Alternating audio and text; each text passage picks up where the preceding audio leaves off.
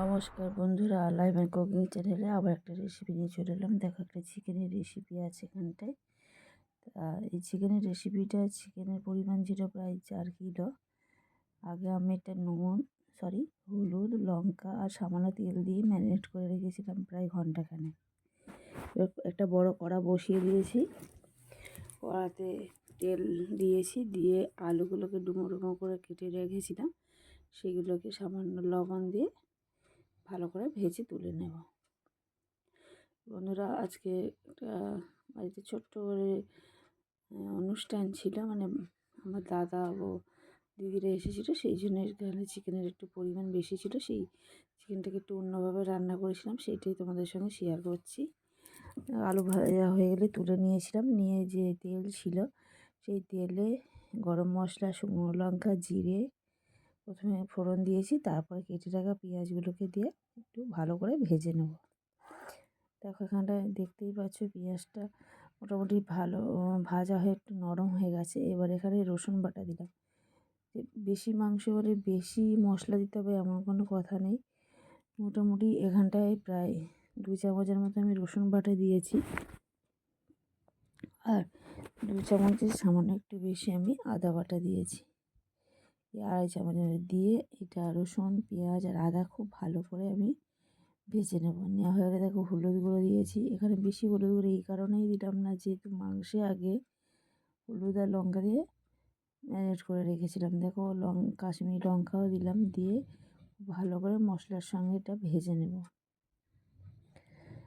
অনেকটা ভাজা হয়ে গেছে, তেল বেরিয়ে গেছে। এবার ম্যারিনেট করা যে চিকেনগুলোকে ছিল সেগুলোকে দিয়ে দিতে, দেখতেই পাচ্ছ এখানটায় 2টো চিকেনকে কেটে রান্না করা হয়েছে, মুরগিকে কেটে দিয়ে দেখো খুব ভালো করে আমি এটাকে কষাবো। উল্টে পাল্টে, যেহেতু মাংসের পরিমাণটা বেশি ছিল সেই কারণে আমি এটাকে একটু সময় নিয়ে কষাবো।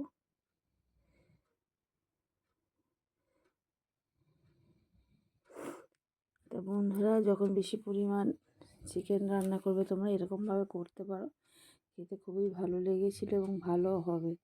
সবসময় যে তেলের মধ্যে কাঁচা চিকেনগুলোকে দিতে হবে, ওগুলো আগে থেকে ম্যারিনেট করা চিকেন এটাও ভালো লাগে। আর সবসময় দই বা অন্য কিছু দিতে হবে এমন কোনো, স্রেফ পেঁয়াজ, আদা, রসুন দিয়েও চিকেন খুব ভালো করে রান্না করলে খেতে খুবই ভালো লাগে। দেখো, এবারে লবণ দিয়ে দিলাম, দেওয়ার পরে আরও প্রায় মিনিট 5 আমি কষিয়ে নেব।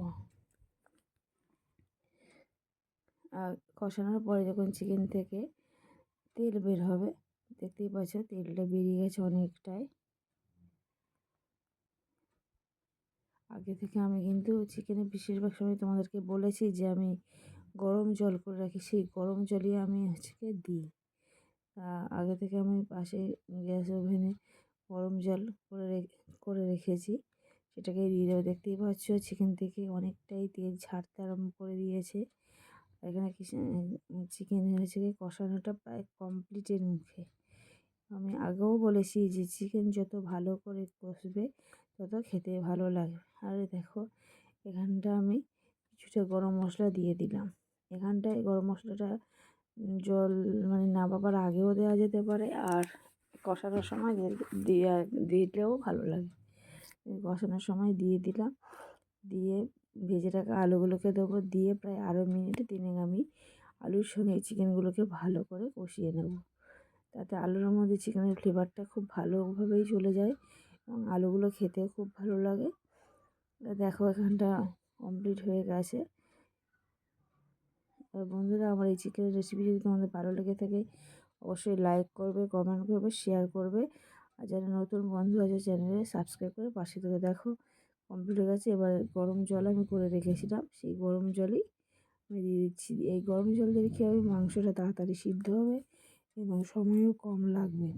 দেখো, দিতেই সঙ্গে সঙ্গে ফুটতে আরম্ভ করেছে।